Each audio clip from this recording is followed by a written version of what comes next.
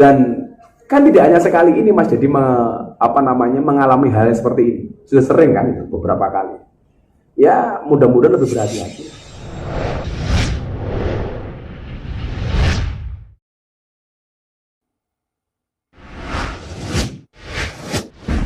Jadi jangan anggap kemudian hubungan saya dengan Dedi itu pasti seia sekata, enggak. Banyak yang kita tidak sepakat. Oh, dia punya pendapat A, saya punya pendapat Z, tidak hanya A dan B. Tapi ya karena kita saling memahami bahwa semua orang punya pendapat, ya kita fan-fan saja. Lah justru kemudian saya pengen ketika orang berbeda pendapat itu seperti itu gitu. Jangan kemudian malah bermusuhan. Termasuk persoalan ini. Karena persoalan ini jelas saya tidak sepakat kalau kemudian karena begitu kerasnya Rasulullah Muhammad SAW kepada perilaku ini. Bahkan kalau kemudian kita lihat istrinya Nabi Lut itu kan bukan pelaku LGBT, tetapi itu dilaknat karena dia mendukung. Walaupun dia tidak mendukung, saya tanya. Oh, saya tidak mendukung, saya tidak mempromosikan. Saya hanya segera menyampaikan kepada publik bahwa LGBT itu masih ada. Saya itu tidak pernah intervensi terhadap kontennya Dedi. Bahwa dulu saya ikut membidani lahirnya podcast dia, karena kan dulu pas dekat sama saya kan awalnya masih YouTube, belum podcast. Terus kemudian kita banyak hal yang kita lakukan dan lain sebagainya. Tapi kalau beberapa kali ngundang pejabat umpamanya, bro ini bagus nggak? Oh bagus. Termasuk dulu ketika beliau ngundang Ustadz Khalid Basalamah, itu sama saya, bro boleh nggak kita podcast sama Ustadz Khalid Basalamah? Loh nggak masalah dong, silakan dong. Saya punya hak apa untuk melarang Ustadz Khalid datang ke podcast? Boleh. Oh boleh, nggak ada masalah. Walaupun kemudian saya dicaci dari salah satu pihak. Gimana sih kamu mengizinkan Ustadz Khalid Basalamah untuk datang podcast? Dia kan begini. Loh, kita harus dewasa dong gitu. Saya banyak berbeda pendapat dengan Ustadz Khalid Basalamah, tapi bukan berarti saya tidak menghormati Ustadz Khalid Basalamah. Itu yang selama ini saya praktekkan. Saya boleh berbeda, tapi bukan berarti saya bermusuhan. Kan harus saya begitu, beragama yang moderat itu. Lah termasuk yang lain. Tapi memang beliau kadang-kadang WA saya, bro bagus gak nih? Bagus. Ada isu apa nih? Bagus. Kayak dulu saya Ali Jabir, almarhum, itu kan gue diundangin. Oke. Beberapa kali dulu Kak Kiai Ma'ruf Amin, bro bagus nggak kalau gue diundangin Kiai Ma'ruf datang. Kebetulan saya ketemu sama beliau di Lampung, saya sampaikan akhirnya beliau datang kan. Tapi kalau persoalan terakhir ini betul-betul saya nggak tahu gitu. Saya pun tahunya ketika itu sudah naik gitu. Ada kecolongan ya guys? Ya dibilang kecolongan bukan rumah saya.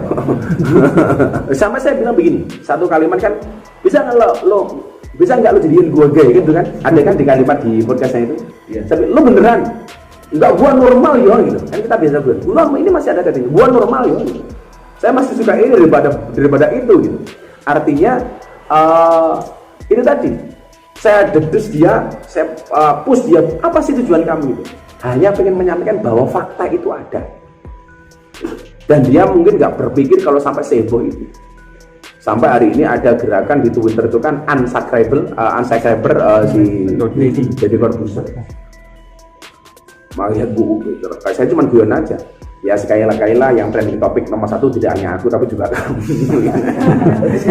Ya mungkin saya juga harus lebih intensif komunikasi dengan dia. Karena jujur saja beberapa bulan terakhir itu karena kesibukan kita masing-masing, komunikasi saya dengan Mas Dedi itu agak jarang gitu.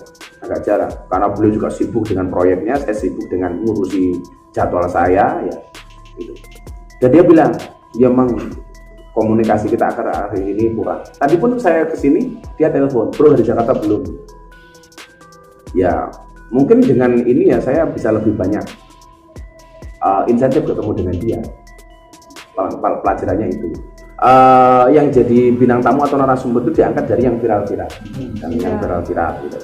Lah mungkin dia hanya terprovokasi dengan keviralan si sulung ini.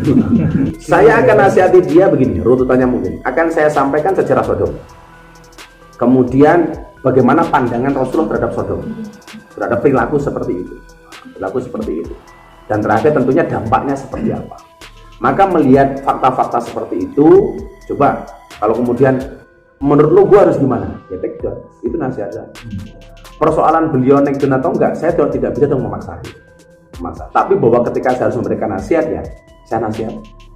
Mungkin ini nasihun lak, saya akan menasihati Anda, famusadidun alaih, kata agak keras. Itu kira-kira. Saya juga tidak bisa melarang ya. Dulu aja ketika ada orang gerakan apa namanya berhenti memfollow Miftah juga tidak bisa apa-apa gitu. Ya, tidak apa-apa. Dan kan tidak hanya sekali ini Mas, jadi mengalami hal seperti ini. Sudah sering kan itu beberapa kali. Ya mudah-mudahan lebih berhati-hati lah, lebih berhati-hati. Saya sebenarnya nggak mau berbicara ini kalau nggak ada kasus ini gitu. Karena ada beberapa hal yang menarik, yang nanti pada saatnya kalian akan tahu gitu. Akan ada berita yang bagus lah menurut saya, itu yang bisa dikonsumsi dan ini malah bisa dicontoh gitu.